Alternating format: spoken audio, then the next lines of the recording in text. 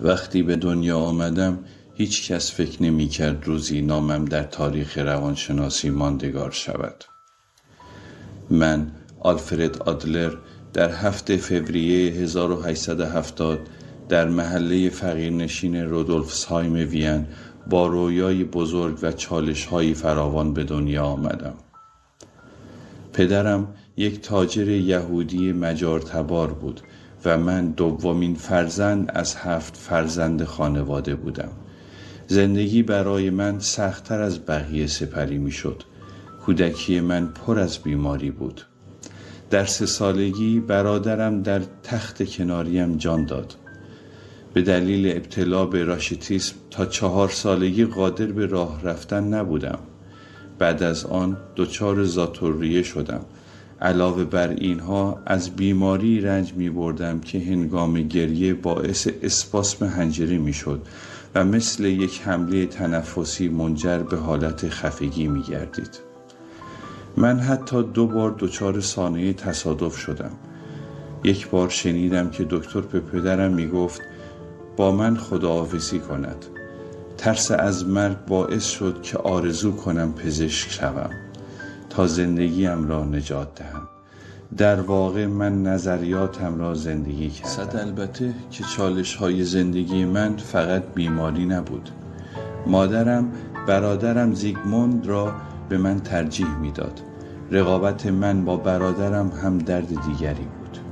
این حس انگیزه ای شد تا خودم را اثبات کنم و تبدیل شدم به یک کودک فعال و محبوب که به دلیل رقابت شدید با برادر بزرگترش شهرت داشت.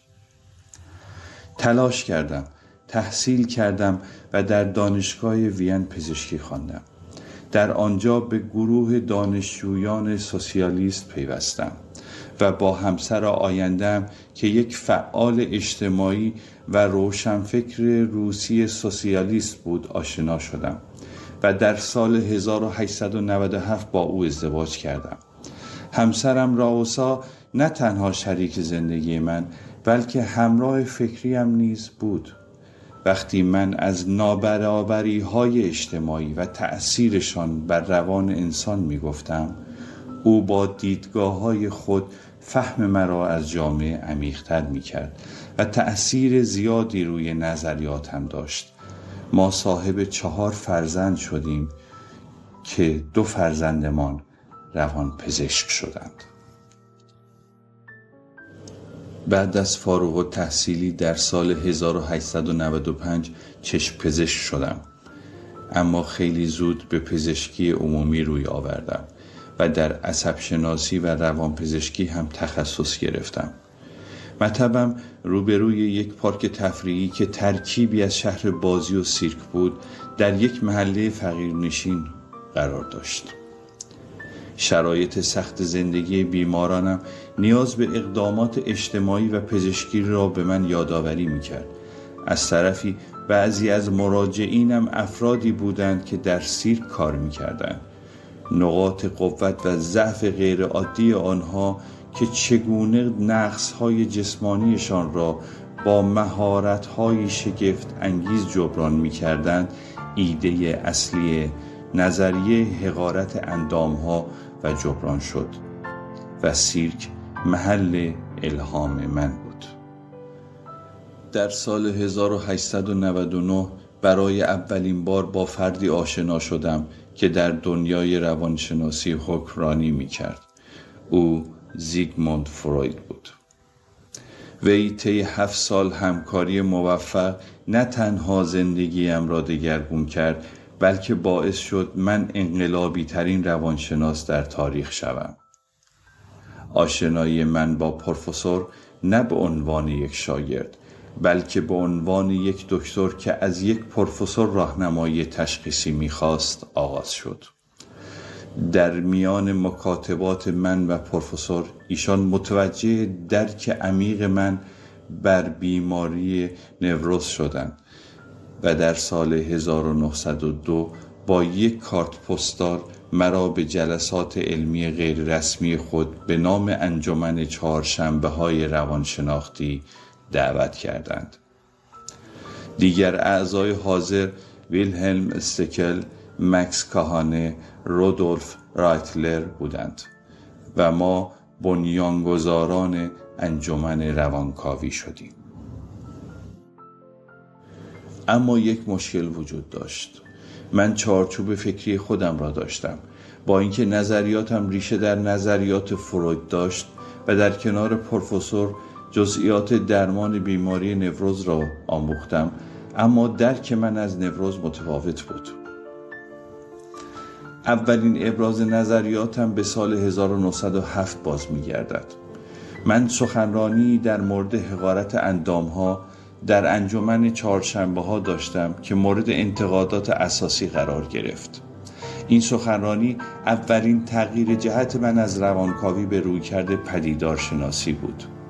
تا آن زمان من در تمام جلسات چهارشنبه‌ها شرکت کرده بودم، اما خواستار خروج از انجمن شدم و آن را بدون توضیحی در چند خط نامه به پروفسور اطلاع دادم.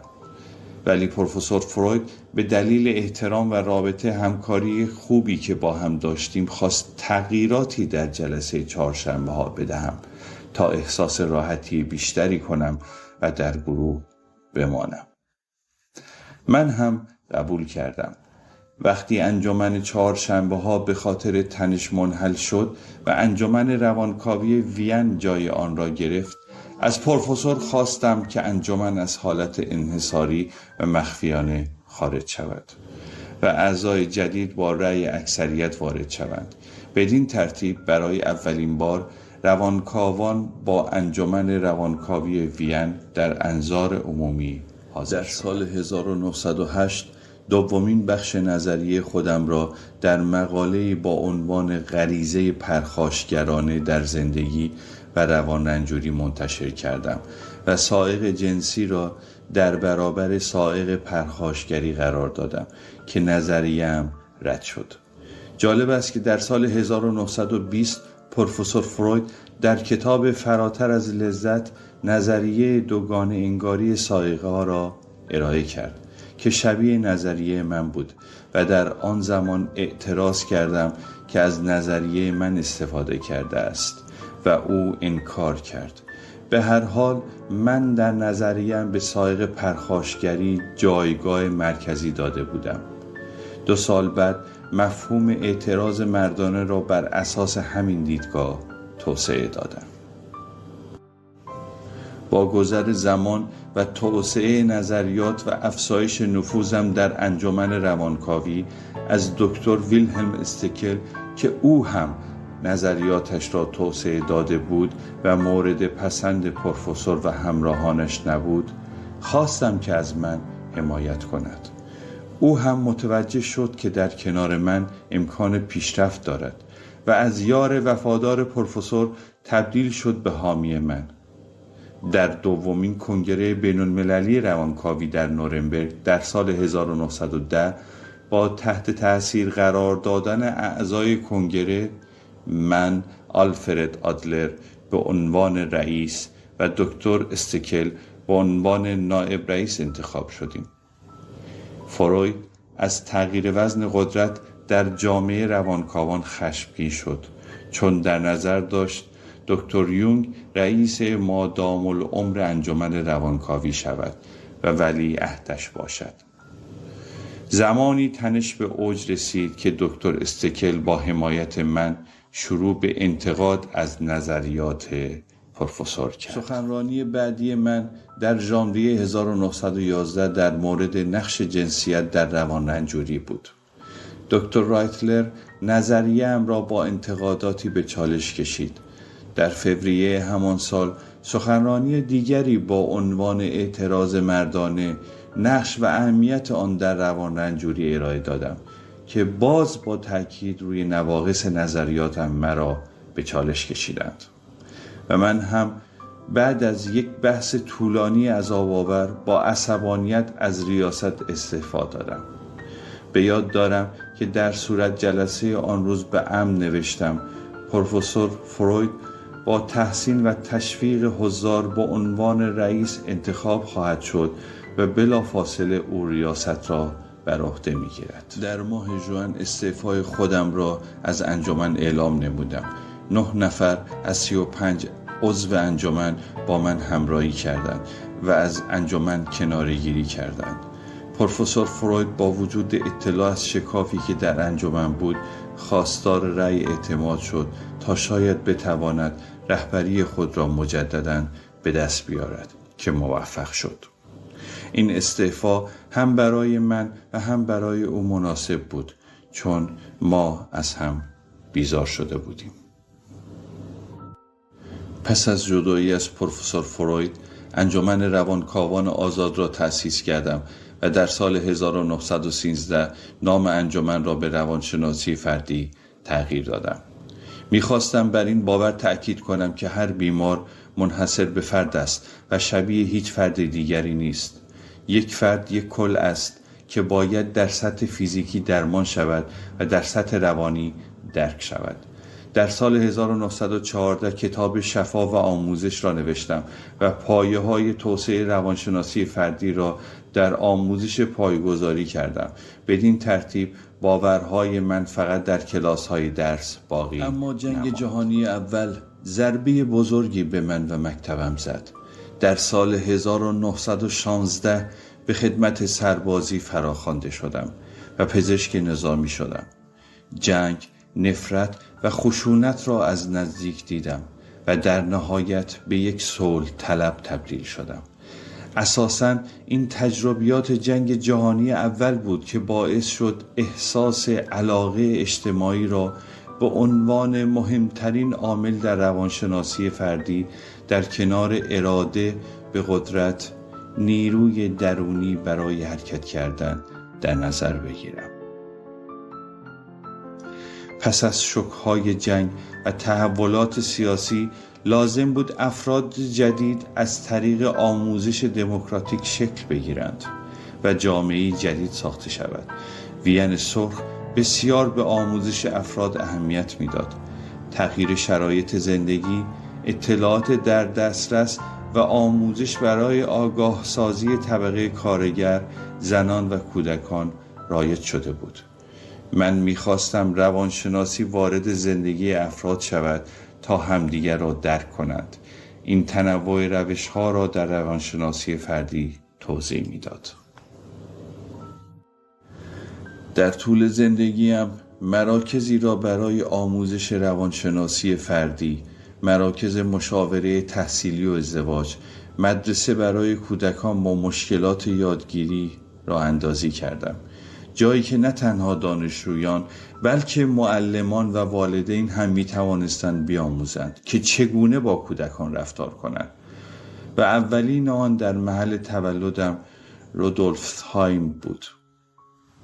بین سالهای 1920 تا 1934 28 مرکز مشاوره تحصیلی برای کودکان تأسیس کردم و وین اولین شهری در دنیا بود که آموزش رایگان در اختیار عموم قرار میداد. من یکی از اولین روان درمانگرهایی بودم که نیمکت تحلیلی یا کاناپه فرویدی را کنار گذاشتم و به جای آن 2 صندلی برای درمانگر و بیمار تعبیه کردم. سفرهایم به امریکا و اروپا از سال 1926 آغاز شد که فرصتی برای سخنرانی و انتشار ایده هایم بود. میخواستم نشان دهم که انسانها از زیر گذشتهشان نیستند و میتوانند خود را تغییر دهند. اما این مسیر همیشه هموار نبود و با ظهور نازیها شرایط تغییر کرد و همچنین سخت‌تر هم شد. با اینکه سالها قبل من، همسرم و فرزندانم از یهودیت به مسیحیت تغییر مذهب داده بودیم، اما نازیها به خاطر میراث یهودیم مراکزم را بستند و من هم در امریکا از سال 1930 استاد دانشگاه شدم. نظریاتم در امریکا طرفداران زیادی پیدا کرد و روانشناسی فردی رسما جهانی شد و بعد از جنگ داخلی وین در سال 1935 به همراه خانواده هم به امریکا مهاجرت کردیم. در سال 1937 به عنوان یک روانشناس برجسته و مشهور برای یک سری سخنرانی به اروپا سفر کردم. در ماه می همان سال و در دانشگاه آبردین اسکاتلند در صبحی که شاید قرار بود یک روز عادی باشد به روز پایانی زندگیم تبدیل شد. در حال قدم زدن بودم که ناگهان زمین زیر پایم خالی شد. بر سنگ فرش خیابان افتادم.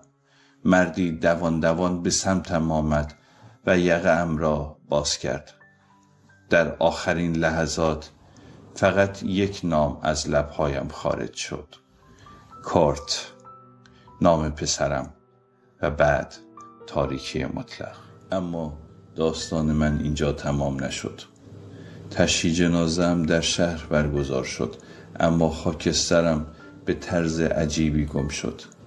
70 سال بعد پس از تحقیقات فراوان بقایای مرا در کوره‌ای در شهر ادینبرگ پیدا کردند. در نهایت خاکستر مرا به وین بازگرداندند، شهری که در آن متولد شده و رشد کرده بودم و روانشناسی فردی را به جهان معرفی نمودم. در سال 2007 در یک قبر افتخاری در گورستان مرکزی وین دفن شدم و هنوز هم آنجا هستم. امروز نام من شاید به اندازه فروید در ذهنها نباشد، اما روانشناسی فردی تأثیری عمیق بر روانشناسی مدرن گذاشت. ایده هایی که زمانی از سوی فروید و پیروانش رد می شد، امروز در بسیاری از مکاتب روانشناسی دیده می شود. اهمیت احساس حقارت، تأثیر اجتماع بر شخصیت و اراده انسان برای پیشرفت بر کسی پوشیده نیست. نظریاتم در اتاقهای مشاوره، در مدارس، در گفتگوهای روزمره ایده‌هایی برای درک بهتر روان انسان می‌دهد. من آلفرد آدلر باور داشتم که هر فردی در زندگیش با چالش‌ها و موانعی روبرو می‌شود، اما واکنش او به این موانع است که مسیر آینده‌اش را تعیین می‌کند. مردی که باور داشت انسان‌ها اسیر گذشتهشان نیستند، بلکه خالق آیندهشان هستند. میراث من روانشناسی برای همه بود. تو هم میتوانی خودت را تغییر دهی. هیچ چیز غیر ممکن نیست.